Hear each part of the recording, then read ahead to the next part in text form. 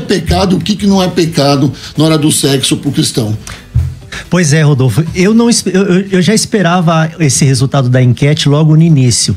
Claro que eu não posso dizer e saber se a maioria tem pensado que não vale tudo por conta de uma questão mais religiosa, da forma tradicional. Mas é interessante nós sabermos que é um tabu, porque realmente, quando nós falamos se pode tudo, é um pouco amplo. O que seria esse tudo? Então, nós partimos do princípio, até que é a proposta do programa, ele é biblicamente. Então, se tratando de um casal cristão, podemos dizer que vale tudo desde que não fira alguns princípios. Claro, o primeiro é o que está na palavra de Deus, que nós vamos no decorrer do programa falar o que a palavra de Deus diz. E o segundo é a vontade do cônjuge, senão já entra para a questão de estupro, e se fere princípios da palavra de Deus, aí já entra como uma questão de pecado, que foi o vídeo da introdução. Mas eu diria a princípio assim, para que muitos possam entender que o sexo não pode ser visto como algo pecaminoso, como algo se eu fizer algo diferenciado além do papai e da mamãe, do papai e mamãe, que é o tradicional, eu já estou pecando, porque ele é santificado por Deus, ele é considerado como espiritual. E a Bíblia mesmo já diz, quer comais, quer bebais ou quer façais qualquer outra coisa, fazeis para a glória de Deus. Por incrível que pareça, Rodolfo, até no ato sexual nós temos que fazer e saber que é para a glória de Deus. Glória a Deus. Claro que não é a proposta aqui que na hora do ápice do seu orgasmo você grite glória a Deus, mas que você saiba que Deus está ali no ato. Se você dá um glória a Deus também não tem problema nenhum, vou deixar claro isso, né? Pastora, a pergunta eu só transfiro para a senhora. Eu só devo lembrar rapidamente que se você tá nos escutando, tá nos assistindo, por favor, participe pelo WhatsApp 11 98484 9988. Eu conto com a participação de todos vocês. Pastora? Eu quero começar falando, né, que existe uma grande diferença entre fazer sexo e fazer amor, né? Assim, até pra gente poder entender esse contexto, né, das quatro paredes, né, do que pode, enfim. Porque às vezes tem muitos casais que têm essa dificuldade de entender. Quando nós falamos de fazer sexo, o sexo, ele é aquele impulso, né? Aquele impulso fisiológico, a atração, a penetração, a satisfação, a gratificação e o prazer. Isso é o sexo. Quando nós falamos de amor, fazer amor, isso significa aquela pessoa que gera intimidade, né? Aquele casal que está gerando ali uma intimidade, uma conexão, aquela expressão de admiração e afeto, o desejo de aproximar emocionalmente e transmitir aquele amor mútuo, né? Então existe uma diferença muito grande de fazer sexo e fazer amor. Então, dentro do relacionamento, às vezes tem pessoas que têm essa dificuldade de entender. É que a senhora usou a palavra impulso, não usou a palavra necessidade. E como é que a gente difere isso? Porque a senhora acabou de falar aqui, a gente tem, muitos casais têm um impulso de fazer amor, mas e a necessidade fisiológica de ter a relação? Porque a gente sabe que isso é uma necessidade literalmente. A senhora não encara dessa forma como necessidade, coloca como impulso? Sim, existe sim a necessidade, né? Onde o casal, porque o sexo em si, ele é aquela entrega, né? Então, quando existe essa necessidade fisiológica, né, do casal, eles acaba... Vou te falar, na questão, não, é porque a gente conversamos justamente nos bastidores sobre esse assunto e ela deu a deixa para mim comentar. Por quê? Porque nós pegamos muitos casos onde não há um impulso, não há nem o desejo de um dos cônjuges. Então, por exemplo, às vezes... Já tem um certo tempo de casamento, você acha que há um esfriamento no casamento? Sim. Aí se torna uma outra questão? Às vezes a questão de saúde, às vezes algum problema que às vezes a pessoa está passando e não vem ali, não tem o libido e tal. E aí o que acontece? A gente precisa entender que se nós estamos falando de um critério mais bíblico, às vezes... Eu sei que às vezes é até um pouco chocante o que eu vou falar, mas já pegamos casos onde, por exemplo, o cônjuge diz assim, eu não tenho vontade, mas eu sei que você está com vontade. E eu entendo pela palavra que o meu corpo é seu, mas não no sentido de que você que decide o que vai fazer sobre mim, mas eu quero preservar o meu casamento. E aí eu vou e cedo a fazer sem vontade, mas isso não configura assim um estupro porque a pessoa quis. Ok, eu já vou aproveitar que você levantou essa bola. Sim. E vou ler aqui, tá? O fato de alguns cristãos afirmarem que o cônjuge deve estar disponível para o outro não configura estupro conjugal? 1 Coríntios 7, 3-5. Exatamente, aí é que tá, porque assim, tudo vai de um acordo. O que eu estou falando é que a gente já pegamos alguns casos em que um dos cônjuges reconheceu que era uma questão às vezes emocional que a pessoa estava falando, porque uma coisa é uma vez ou outra você não estar bem, e aí você fala, olha, hoje eu não tô afim. Hoje eu não quero, hoje eu não tô afim. Outra coisa é sempre, eu tô com dor de cabeça, eu tô passando mal, eu não tô... E aí já é algo preocupante que é de se conversar. Por quê? Porque senão aí dá uma brecha. Porque se nós olharmos o que o próprio Paulo vai dizer, ele falou, uma das formas de você vencer até mesmo as batalhas espirituais contra Satanás é não ficarem muito separados intimamente. E ele fala isso para a igreja de Coríntios também, que estava dando uma baita de uma dor de cabeça, né? Tava virando um Sodoma e Gomorra naquela ocasião. E ele falou, olha, é melhor vocês fazerem entre vocês, tendo um acordo aqui entre vocês, no céu, do que qualquer outra coisa. Pastora, há coisas que nunca serão permitidas sexualmente falando a um casal cristão? Sim, tem bastante coisas que não são permitidas, como, por exemplo, o próprio abuso, né, no relacionamento. Por exemplo, mulheres que às vezes não conseguem... não estão bem, né, emocionalmente, psiquicamente. E eu já peguei um caso, só para ilustrar, claro. de uma mulher que ela estava passando por problemas, né? Ela estava com uma depressão e ela estava tomando medicamento. E nessa situação, o medicamento dela era muito forte, né? E o medicamento, ele tira a libido, né? Dependendo do medicamento, ele tira a libido. E ela não estava bem psicologicamente. E o marido se aproveitou dessa situação num dia que ela estava totalmente dopada e queria, né, manter relação. E ela não estava conseguindo ali se entregar.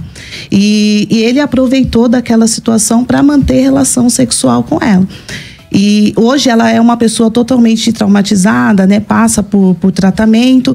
E a queixa dela é essa: eu não estava bem, eu não estava querendo, eu não queria me entregar para isso, e ele me abusou, né? Então existem muitos casos que as mulheres elas acabam cedendo, né? E o homem, às vezes, querendo ali algo que ela não está disposta naquele momento. Então, o abuso dentro do relacionamento, ele afeta e gera muitos traumas, principalmente na vida da mulher, né? Pastor, tirando a parte do abuso, que nós já entendemos, sexualmente falando, pode tudo é permitido para um casal cristão? O que não é permitido para um casal cristão, sexualmente falando?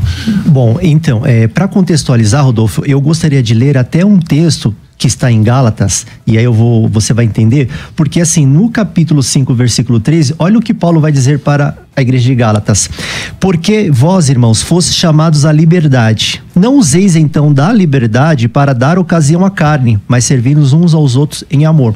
Muitos cristãos, Rodolfo, ainda não estão sabendo, não sabem lidar com a liberdade, que é aquela liberdade que você pode fazer tudo, entre aspas, dentro de um relacionamento na sua intimidade. Mas, por exemplo, existem alguns princípios bíblicos que a Bíblia proíbe, então já não podemos dizer que vale tudo. Por exemplo, se nós formos entrar na questão que é agora a tendência, a gente pega muitos em atendimento, não falando de casal cristão, que é uma terceira pessoa para um relacionamento. Então eu sei que é sabido de muitos, mas o que não pode dentro de um relacionamento conjugal? Porque às vezes está em comum acordo de ambas as partes, né? O estilo, a frase lá do cara do consumidor. Bom, se está bem para ambas as partes, tá. Às vezes os dois estão de comum acordo de chamar uma terceira pessoa para um relacionamento. Mas isso é adultério. Então isso... Já não existe mais, aí já não é mais um ato cristão, né? Exatamente. Não configura já um casal cristão fazendo isso, né? Vou falar um pouco mais perto do microfone, desculpa. Mas tem casais cristãos que às vezes entendem que se os dois estão de comum acordo, é chocante, mas muitos ainda entendem que pode. Vamos tirar um pouco de lado essa esfera de terceira pessoa, da problemática da mulher não querer se entregar, e vamos de fato, vamos falar, por exemplo, com o novo convertido, ok? A pessoa que estava no mundo e tinha uma vida sexualmente ativa, que estava acostumado com diversas posições, em fazer sexo de diversas formas. De repente não, né? Para Deus nada é de repente. Ele se converteu e hoje ele tá lá no seu casamento e só a posição papai e mamãe, só aquilo que ele tá tendo no casamento dele não tá satisfazendo ele. Então ele quer, por exemplo, usar do conhecimento dele. Então ele quer o sexo oral, ele quer o sexo anal, ele quer outras posições, o que não é permitido nesse caso. E aí? Bom, então, eu tô colocando aqui na mesa, porque senão a gente fica num assunto muito abstrato e fica muita coisa assim, vocês não chegaram onde eu queria. Então, só pra quem tá assistindo, a gente vai direto ao ponto, porque a gente tá com a nossa audiência, a audiência de muitos novos convertidos, né? E muita gente tem dúvida disso. Será que eu posso isso? Será que eu não posso? A convertida também, né? Não, exatamente.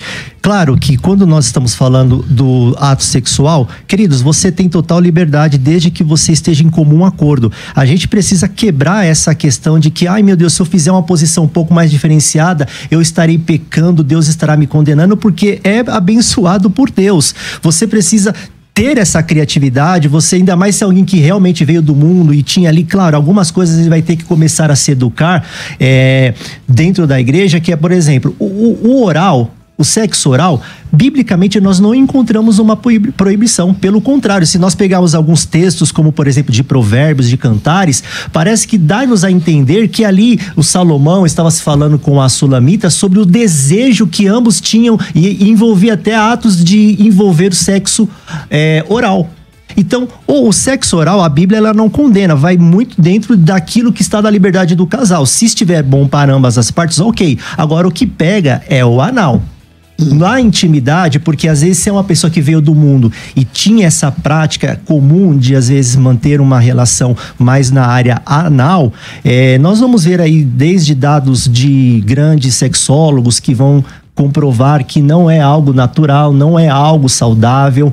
Nós vamos ver que pela Bíblia, Paulo ele condena essa questão da sodomia, dessa questão do uso natural que é invertido das mulheres. Então, pela palavra de Deus, nós não encontramos uma liberdade nesse ponto. E aí, mas eu gosto, eu quero. Só que isso prejudica até o corpo físico do seu cônjuge, no caso da esposa. E Paulo vai dizer que os maridos, no caso falando mais pro lado do homem, têm que coabitar com as suas esposas, com sabedoria e honrando o corpo dela, sabendo que é como se fosse o seu próprio corpo. Então, eu não posso fazer isso sabendo que eu vou estar prejudicando a minha esposa. Então, fora o sexo anal, fora uma terceira pessoa que saia padrão, o resto tá dentro da liberdade do casal. Um brinquedinho, uma roupa um pouco mais diferenciada.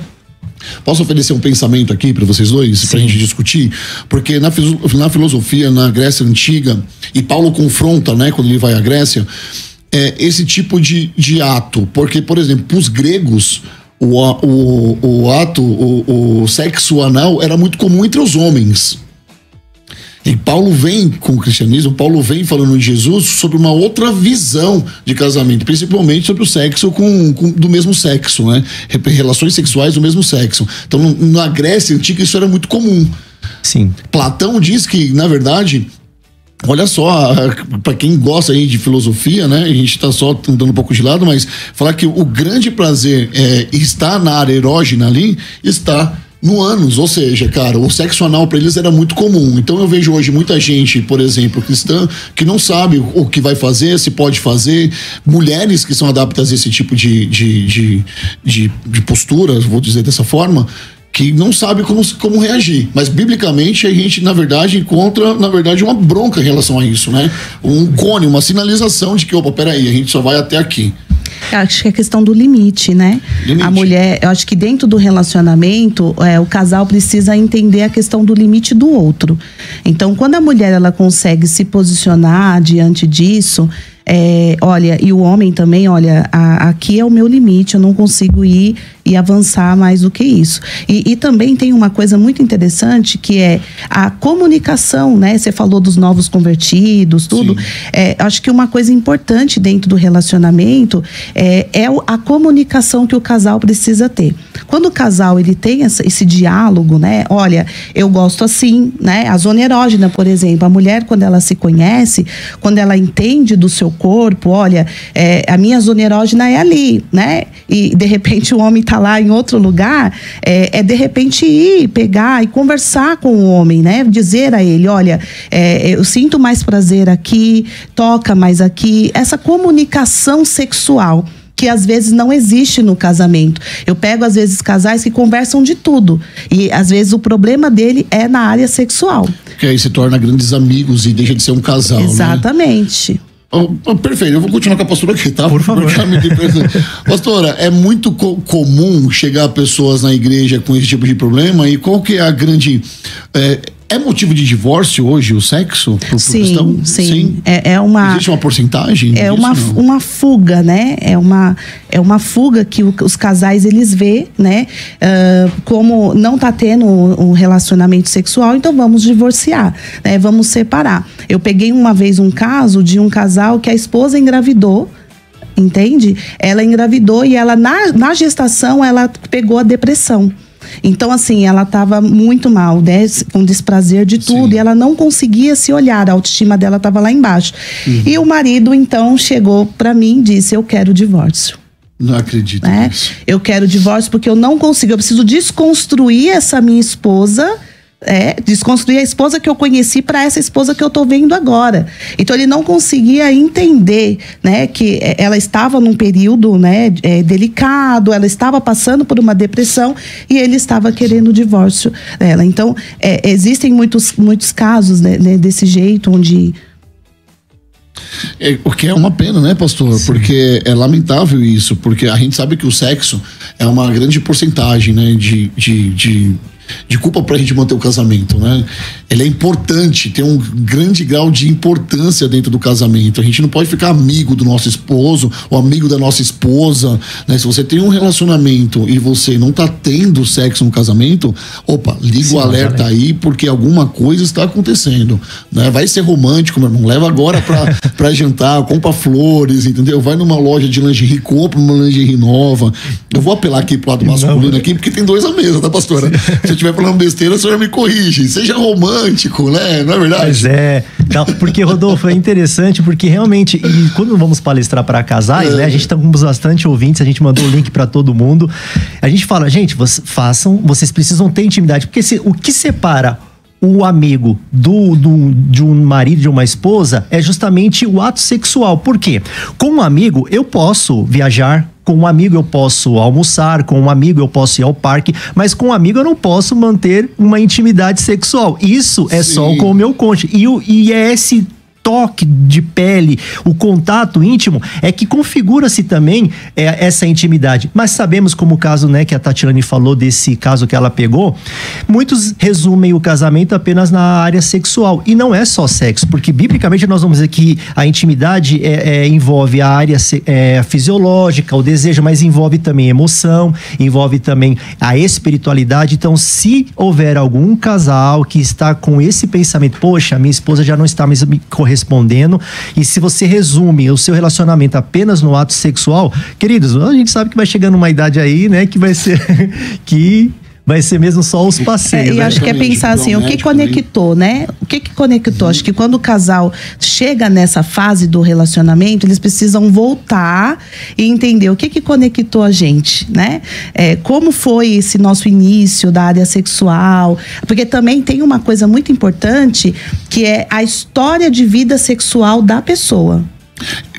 Isso é um fator muito importante, porque às vezes são duas culturas, né? Então o homem vem de uma cultura, a mulher vem de outra cultura. Então, assim, qual é a cultura deles sexualmente falando? Às vezes veio de uma cultura muito autoritária. Tem famílias que não, sentam, conversam abertamente com os filhos sobre sexo. Olha, o sexo é isso, a camisinha. E tem famílias que não. Isso é um tabu, não pode ser falado.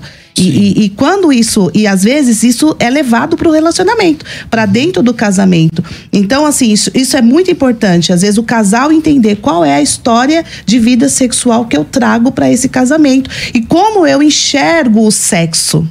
É mais ou menos o que eu tentei falar naquele momento, onde eu disse para novos convertidos, né? Porque eles vêm de uma cultura dessa forma, né? Se você pega pessoas que já têm uma certa idade, cara, converteu faz quanto tempo? 2 anos, sabe? Como é que você era antes? Eu era um safado, você entendeu? Eu era um cara que tinha uma vida sexual totalmente ativa.